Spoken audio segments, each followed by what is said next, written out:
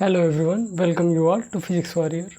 आज के इस लेक्चर में हम देखेंगे कि अगर एक से ज़्यादा चार्जेस प्रेजेंट हों, जो कि पॉइंट चार्जेस अगर प्रेजेंट हो तो उनकी वजह से किसी भी पॉइंट पे फील्ड कितनी होगी। जैसे हमने फोर्स में देखा था प्रिंसिपल ऑफ सुपरपोजिशन, सेम यहाँ भी प्रिंसिपल ऑफ सुपरपोजिशन का हम कॉन्सेप्ट देखेंगे, जो कि है electric field due to a system of point charges. Suppose करिए एक सिस्टम में Q1, Q3, Q4 ये 3 चार्जेस प्रेजेंट हैं या n number of charges present है। तो आपको पता है अगर ये पॉजिटिव है, ये भी पॉजिटिव है, ये भी पॉजिटिव है, और हमें इस पॉइंट पे क्या निकालना है, फील्ड निकालनी है, इलेक्ट्रिक फील्ड निकालनी है। तो आपको पता है Q3 की वजह से इलेक्ट्रिक फील्ड होगी इधर, इसे हम E3 से डिनोट कर देंगे। Q4 की वजह से अपर साइड में होगी, हम इसे यहाँ पे कर लेते हैं, यहाँ पे हो जाएगा ये E4, और यहाँ पे ये Q1 की वजह से E1 हो जाएगा। तो प्रिंसिपल ऑफ सुपरपोजिशन यही कहता है कि अगर किसी भी सिस्टम ऑफ चार्जेस है में सिस्टम में कंटेंट है एक से ज़्यादा चार्जेस, जैसे Q1 है, Q3 है, Q4 है, एंड n नंबर जब चार्जेस प्रेजेंट हैं इसी तरह, तो क्या करेंगे, जिस पॉइंट पे हमें इलेक्ट्रिक फील्ड निकालनी है तो हम मान लेंगे कि ये सारे चार्जेस एब्सेंट है, पहले इसकी वजह से इलेक्ट्रिक फील्ड निकालेंगे, फिर सेम कॉन्सेप्ट इन दोनों को एब्सेंट कर देंगे और इससे यहाँ पे इलेक्ट्रिक फील्ड कैलकुलेट करेंगे जो कि E3 होगी। इसकी Q4 की वजह से जो E4 होगा, इन दोनों को एब्सेंट करेंगे, इसकी वजह से इलेक्ट्रिक फील्ड निकालेंगे। तो इन तीनों इलेक्ट्रिक फील्ड आएगी, जो इनका वेक्टर सम करेंगे तो यहाँ पे क्या होगी, जो electric field total electric field होगी उसकी वैल्यू आएगी। तो जो वही है, according to principle of superposition of electric fields the electric field at any point due to a group of charges is equal to the vector sum of the electric field produced by each charge individually at that point when all other charges are assumed to be absent। कह रहा है कि जो principal of superposition है electric field का, वो ये कहता है किसी भी पॉइंट पे मैं अगर इलेक्ट्रिक फील्ड निकालनी है तो हम जो इनकी वजह से इंडिविजुअल की वजह से इलेक्ट्रिक फील्ड निकालेंगे, मान लेंगे कि और जो अदर चार्जेस हैं वह एब्सेंट हैं सिस्टम में, तो यहाँ से इसकी वजह से इलेक्ट्रिक फील्ड निकालेंगे, फिर इसी तरह जितने चार्जेस रहेंगे उसकी वजह से इलेक्ट्रिक फील्ड निकालेंगे और उनका वेक्टर सम कर देंगे। वेक्टर सम करेंगे जैसे कि यहाँ पे E नेट हो गया, तो E1, E2, E3 and same इसी तरह डॉट डॉट करते हुए En तक जाएंगे। मतलब ई वेक्टर अगर n number of charges present हैं तो उनका जो इलेक्ट्रिक फील्ड का वेक्टर सम होगा वही टोटल होगा। तो चलिए इस पे क्वेश्चन करते हैं, ये अच्छे से क्लियर हो जाएगा।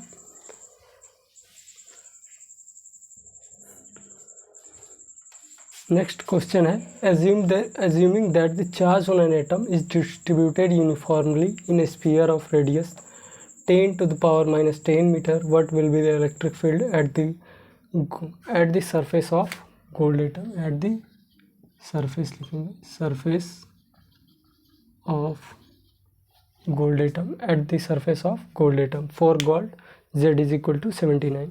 कह रहा है कि एज्यूम करिए जो चार्ज है एटम पे डिस्ट्रीब्यूट किया गया है, एक यूनिफॉर्मली डिस्ट्रीब्यूट किया गया है, जो कि स्फीयर है, रेडियस है 10 to the power minus 10 metre. तो जो इलेक्ट्रिक फील्ड होगा गोल्ड के सरफेस पे उसकी वैल्यू क्या होगी, यही आपसे पूछा है। तो जब भी ऐसा क्वेश्चन आए तो जो हमारे पास जो चार्ज है एटम पे वो स्फीयर में हम मान लेंगे कि वो सेंटर में है। मतलब जो गोल्ड है एटम है तो इस तरह से वो स्फीयर होगा, स्फीयर होगा। तो जो ये चार्ज है हम मान लेंगे कि ये चार्ज कहाँ प्रेजेंट है, ये सेंटर प्रेजेंट है, तभी तो हम सरफेस पे निकाल पाएंगे। तो अभी तक यही एज्यूम करेंगे। जब हम यूनिफॉर्मली चार्ज डिस्ट्रीब्यूशन पढ़ेंगे, जो चार्ज डिस्ट्रीब्यूशन पढ़ेंगे इससे आगे, तब देखेंगे कि उस टाइम कैसे चार्ज नॉन कंडक्टिंग के लिए कैसा होता है। तो यहाँ पे what will be the electric field at the surface of the gold atom. एक और कॉन्सेप्ट है जो इलेक्ट्रिक फील्ड का है कि अगर आपको यहाँ से सपोज करिए ये P पॉइंट है और Q पॉइंट पे आपको ये 10 मीटर है, यहाँ पे 2 मीटर और 2 न्यूटन पर कूलम इलेक्ट्रिक फील्ड की वैल्यू है। तो आप इसके किसी भी डायरेक्शन में चले जाइए, अगर 10 मीटर है हर जगह से, अगर यहाँ पे 10 ही मीटर है तो यहाँ भी 2 न्यूटन पर कूलम भी होगी। मीन्स इलेक्ट्रिक फील्ड की वैल्यू जो होगी वो हर जगह पे 10, अगर आप यहाँ से इस तरह से पॉइंट है, यहाँ पे 10 मीटर 10 मीटर 10 मीटर 10 मीटर, इसी तरह ये आगे की तरफ भी आएगा, पीछे की तरफ आएगा, तो ये क्या करेगा, एक बॉल की तरह बना लेगा। तो बॉल क्या होता है, स्फीयर होता है। तो ये क्या करता है, जो इलेक्ट्रिक फील्ड जो बनी वो स्फीयर में बनी, और वो हर जगह उसका मैग्नीट्यूड उतने डिस्टेंस पे सेम होगा, इरिस्पेक्टिव ऑफ डायरेक्शन। मतलब यहाँ पे डायरेक्शन नॉर्थ है, साउथ है, इससे कोई हमें मतलब नहीं है। जो अगर इसकी मैग्नीट्यूड 2 न्यूटन पर कूलम्ब है 10 मीटर पे, तो हर डायरेक्शन में, किसी भी डायरेक्शन में जाएंगे तो इसकी वैल्यू जो मैग्नीट्यूड होगी वो 2 न्यूटन पर कूलम्ब ही होगी।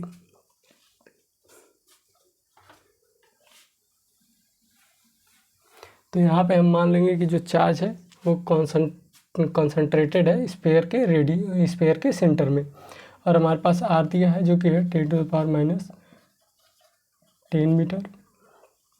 आपको पता है कि इलेक्ट्रिक फील्ड की वैल्यू होती है Q/R²। हमारे पास K हमको मालूम है, Q हमें फाइंड आउट करना है। आपको पता है जो चार्ज होगा पूरे गोल्ड एटम में क्या होगा, वो नंबर ऑफ इलेक्ट्रॉन या number of proton into NE means charge on electron और प्रोटॉन। तो यहाँ पे हम Z इंटू E कर देंगे। तो Z की वैल्यू हमारे पास है 79 इंटू 1.6 इंटू 10⁻⁻19 कूलम्ब।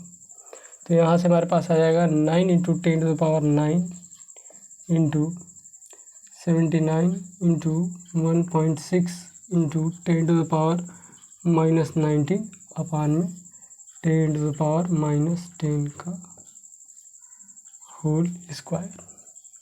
आप जब 9 इंटू 79 इंटू 1.6 का मल्टीप्लिकेशन करेंगे तो आएगा 1137.6 इंटू, आप यहाँ से ये हो जाएगा 10⁻⁻10 अपान में 10⁻⁻20।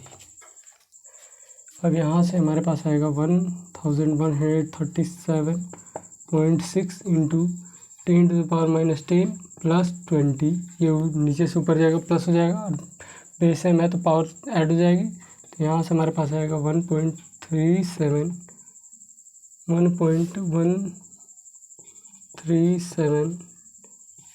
इंटू 10⁻3 और ये 20 - 10, ये हो गया 10⁻10।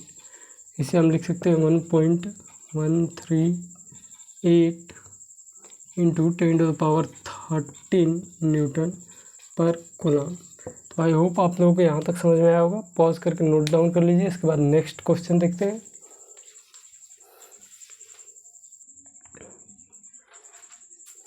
इस क्वेश्चन को आप पॉज करके पहले ट्राई करिए, फिर उसके बाद इसका सॉल्यूशन देखिए।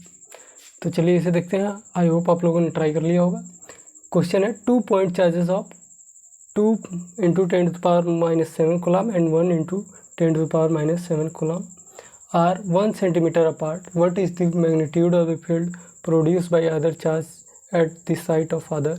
Use the standard value of 1/4πε0। कह रहा 2 पॉइंट चार्जेस है, एक पॉइंट चार्ज है आप मान लीजिए Q1, जो कि जिसकी वैल्यू है 2 into 10⁻⁻7 coulomb, and second charge है जो कि 1 सेंटीमीटर पे है, 1 सेंटीमीटर इनके बीच में डिस्टेंस है, इसे हम मान लेते हैं Q2। इसकी वैल्यू है 1 इंटू 10⁻⁻7 कूलम्ब। तो कह रहा है कि Q1 की वजह से Q2 इस पॉइंट पे, Q2 के पॉइंट पे कितना इलेक्ट्रिक फील्ड होगी, और Q2 की वजह से Q1 के पॉइंट पे कितना इलेक्ट्रिक फील्ड होगी। और हमें जो स्टैंडर्ड वैल्यू पुट करनी है 1/4πε0 की, एप्सिलॉन नॉट की, जो क्या है स्टैंडर्ड वैल्यू पुट करनी है, क्योंकि आपको पता है K इज इक्वल टू क्या होता है 1/4πε0, और 1/4πε0 इज इक्वल टू 9 इंटू 10⁻9। तो यही कह रहा है कि आपको यही वैल्यू पुट करनी है। तो सबसे पहले हमको पता है कि आपको पता है कि यहाँ पे एक चार्ज दिया है Q1 और एक चार्ज है Q2। तो पहले हम इस साइड पे निकालेंगे, तो इस साइड पे निकालेंगे तो लिखेंगे electric field due to Q1 at site of Q2। आपको पता है कि जिसकी वजह से हमें इलेक्ट्रिक फील्ड निकालनी है, जिस चार्ज की वजह से, उसकी वैल्यू रखेंगे।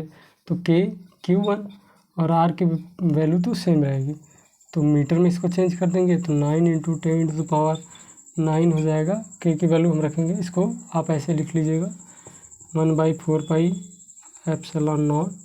Q1 की वैल्यू है 2 इंटू 10⁻⁻7, 2 इंटू 10⁻⁻7। आपको पता है कि अगर इसको मीटर में चेंज करेंगे तो ये 0.1 मीटर हो जाएगा, सॉरी 0.01 मीटर हो जाएगा, और इसका हमें स्क्वायर करना है। तो यहाँ से आएगा 9 into 10⁻9 into 2 into 10⁻⁻7 into 1 into 10⁻⁻4।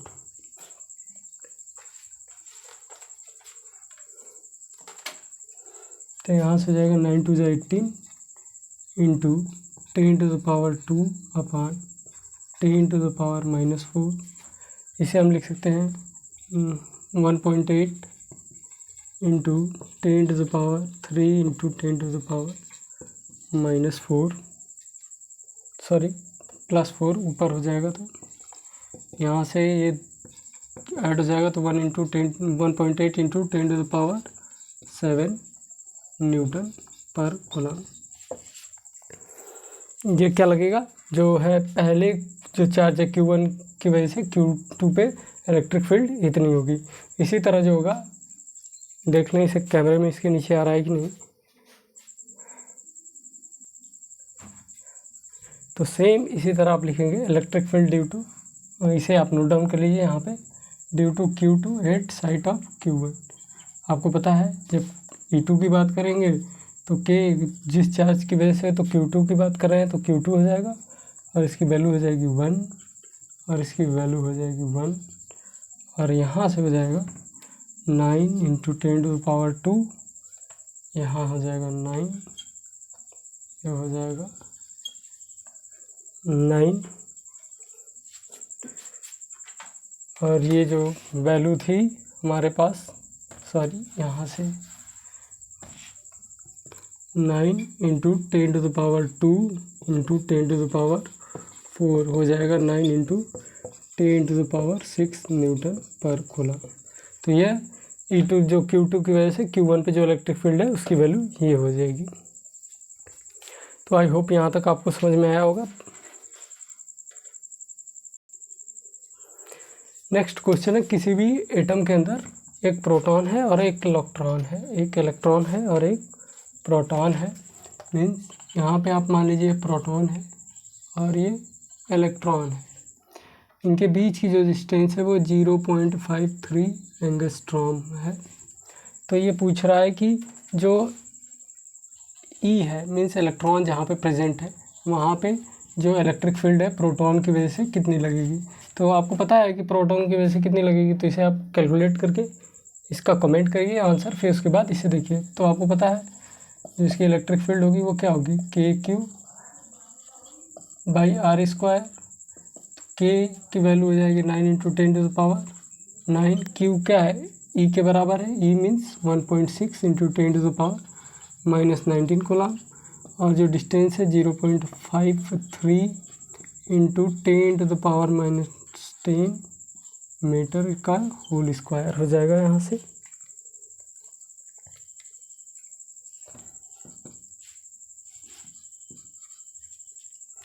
तो 9 इंटू 1.6 अपान में यहाँ से हो जाएगा 53 इंटू 53, ये हो गया 2 प्लस डेसिमल -10⁻⁻12 इंटू 10⁻⁻12, ये हो गया इंटू 10⁻9 इंटू 10⁻⁻19। इसे आप कैलकुलेट करेंगे जब, तो ये वैल्यू आएगी 5.1 इंटू 10⁻11 न्यूटन पर कूलम के इक्वल आएगी। तो जो इलेक्ट्रिक फील्ड आएगी वो प्रोटॉन की वजह से इलेक्ट्रॉन के जो साइड पे वो आएगी 5.1 इंटू 10⁻11 न्यूटन पर कूलम। तो यहाँ तक पॉज करके नोट डाउन कर लीजिए। मिलते हैं नेक्स्ट लेक्चर में, कुछ क्वेश्चंस करेंगे और इसके आगे के टॉपिक को आगे वाले लेक्चर में देखेंगे। तो पढ़ते रहिए। All the very best.